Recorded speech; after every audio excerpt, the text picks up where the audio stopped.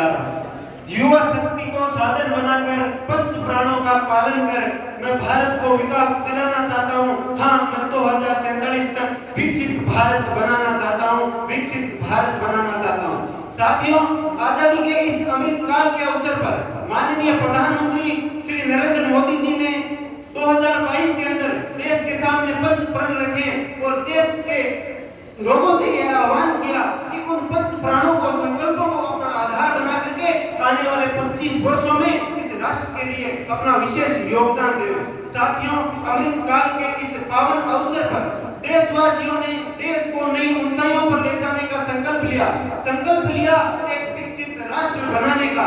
इसके लिए हमें बहुत कड़े संकल्प लेने होंगे, कड़ी मेहनत करनी होगी। हमें एकता और एकजुटता के साथ, राष्ट्रभक्त की भावना के साथ आगे बढ़ना होगा। हमें कर्तव्य को सर्वश्रेष्ठ रखना होगा। कर्तव्य को सर्वश्रेष्ठ रखते हुए हमें लोकहित की भावना को अपने जीवन का मंत्र बनाना होगा। साथियों, मैं आपके सामने कुछ आंकड़े प्रस्तुत करूंगा कि हमारे 75 सालों में, पिछले आजादी के 75 सालों में हीरक जयंती सुरेंद्र सिंह जी ने बात की कि हीरक जयंती मना रहे हैं, तो 75 सालों में 1990 से जब उदारीकरण का दौर प्रारंभ हुआ तो जीएनआई में भारत ने 6 गुना की वृद्धि की। प्रति व्यक्ति आय के अंदर भारत ने 21 गुना की वृद्धि की और जीडीपी में 10 गुना की वृद्धि की। एचडीआई सूचकांक, जो ह्यूमन डेवलपमेंट इंडेक्स होता है, उसमें भी भारत ने अपनी रैंकिंग में बहुत अच्छा सुधार किया है। जब भारत 0.8 से ऊपर की रैंकिंग प्राप्त कर लेगा तो निश्चित ही मैं कह सकता हूं कि मेरा भारत विकास के नए प्रतिमान गढ़ेगा। साथियों, पंच प्राणों के आधार पर मैं आपके सामने कुछ थोड़ी बातें और कहना चाहूंगा कि 2047 में मेरा भारत कैसा भारत होगा जो गुलामी की मानसिकता को अपने जहन से मिटा चुका होगा। हम अपने गौरव पर, अपनी राष्ट्रीयता पर अभिमान करते होंगे। एक नया उदाहरण अभी हाल का ताजा का देता हूं। राजपथ का नाम करते हुए पत्र किया गया और वहां पर सुभाष चंद्र बोस की पहले होलोग्राम का जो प्रतिमा है वो स्थापित किया गया और अब वहां मूर्ति भी स्थापित की गई है। करते हुए पत्र के आसपास आप जाकर के देखोगे, मैं पिछले वर्ष जुलाई के महीने में मेरा दिल्ली जाना हुआ तो मैंने वहां देखा कि किस तरह से नए विकास के कार्य हो रहे हैं। अभी हाल ही में 28 मई को नई संसद की सौगात दी है। नई संसद भवन के अंदर मैं लाइव देख रहा था, उसमें मैंने देखा कि आगे भारत के लोग बैठे हैं, भारत के जो प्रतिनिधि है वो बैठे हैं, साथ ही साथ हमारे धर्मगुरु, धर्म सभा, चाहे मुस्लिम हो, जैन हो, हिंदू हो, उन सबको लेकर के चलने वाला मेरा भारत 2047 में विश्व के सामने नया आयाम रखेगा। मैं कहना चाहता हूँ, तालिबान जैसे जो देश एक धर्म को लेकर चलने वाले हैं, उनको सीखना चाहिए भारत से कि किस प्रकार भारत ने प्राचीन परंपरा से, यहाँ भारत एक ऐसा देश है जहाँ चारवाक की पला, जिसने कहा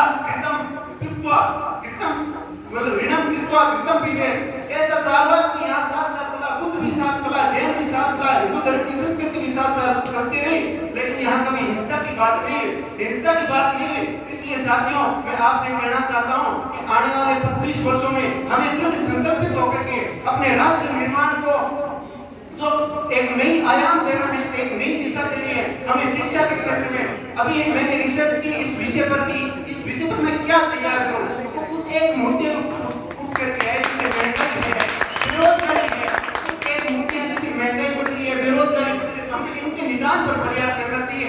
R&D, रिसर्च एंड डेवलपमेंट को बढ़ावा देना चाहिए। हाँ, मैं मानता हूँ केवल यहाँ आपके मत से अपने देश में जो गौरवान्वित करने वाले पल हैं उनको तो मैं यहाँ बखान करूँ ही करूँ, लेकिन साथ में हमारी कुछ कमियां हैं जिनमें हमें आने वाले 25 वर्षों में सुधार करना है, ताकि जो हमारे विजन इंडिया का जो विजन है हम उसको प्राप्त कर सकें। इसके लिए साथियों, हमें शिक्षा के क्षेत्र में, उद्योग के क्षेत्र में विकास करना ही होगा। और तो सामाजिक आयाम है हमारे, चाहे वो मूल अधिकार के क्षेत्र में हो, स्वतंत्रता, समानता के, न्याय के, बंधुत्व के क्षेत्र में हो, उनमें भी हमें कार्य करना पड़ेगा। साथियों, मैं आपको एक बात और बताना चाहूंगा कि आने वाले इन 25 वर्षों के अंदर हमें अपनी कर्तव्य परायणता को सर्वश्रेष्ठ स्थिति में रखते हुए, अपने कर्तव्यों को अपने अधिकारों से ऊपर रखते हुए, कर्तव्य हमारा प्रथम है, मैं राष्ट्र के लिए प्रथम हूँ, इस प्रकार की भावना के साथ आगे बढ़ना होगा, तभी जाकर हम राष्ट्र को विकसित बना पाएंगे। साथियों, केवल एक प्रधानमंत्री के कहने से कोई राष्ट्र विकसित नहीं हो जाता। देश की पूरी 140 करोड़ जनता जब एक मूलभूत सुविधाओं के साथ सुसज्जित होकर के उसकी प्रति व्यक्ति आय के अंदर बढ़ोतरी होगी, तब हम विकसित राष्ट्र कहलाएंगे। इसके लिए साथियों जरूरी है कि हमारे देश के अंदर मूलभूत सुविधाओं, इन अभी अभी नौरंग कैसर गांव हमारे यहाँ से 20 किलोमीटर दूरी पर नौरंग कैसर गांव है, वहाँ हमारे माननीय सड़क मंत्री जो परिवहन और सड़क मंत्री है नितिन गडकरी जी, उन्होंने भारतमाला परियोजना का उद्घाटन किया। तो साथियों, इस प्रकार से हमें इंफ्रास्ट्रक्चर डेवलपमेंट को बढ़ावा देते हुए हमारी विरासत में गर्व, जो हमारा तीसरा पर्व है विरासत में गर्व, उस पर हमें ध्यान देना होगा। हमारी विरासत बहुत ही कुछ है। आज कहते हैं लोकतंत्र की जननी इंग्लैंड है, मैं कहना चाहूंगा लोकतंत्र की जननी इंग्लैंड नहीं है। वैदिक सभ्यता में रिग्वेद के अंदर सभा और समिति का उल्लेख मिलता है। वो सभा और समिति जो है लोकतंत्र की जननी, वो भारत से निकल कर आती है, वो इंग्लैंड से नहीं निकली।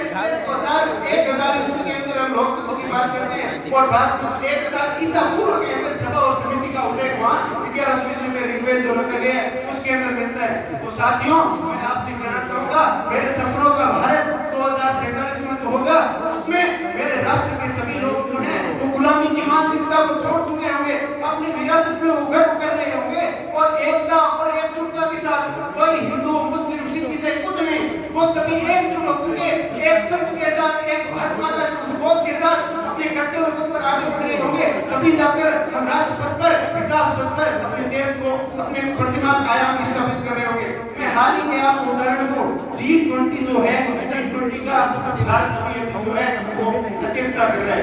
अभी हमारे प्रधानमंत्री जी गए थे जापान, उसके बाद न्यू बात हो गई उनको आप वीडियोस को देखोगे ना, आप एक आप कांग्रेस पार्टी से बीजेपी से किसी भी पार्टी से जब एक आप देश की भावना के साथ देखोगे क्या कितना उसका सम्मान भारत देश के प्रति तापोस उस समय से सकल करके रही है। तो साथियों, टाइम की कमी है, बात को 2047 तो ये दिन में पूरी हो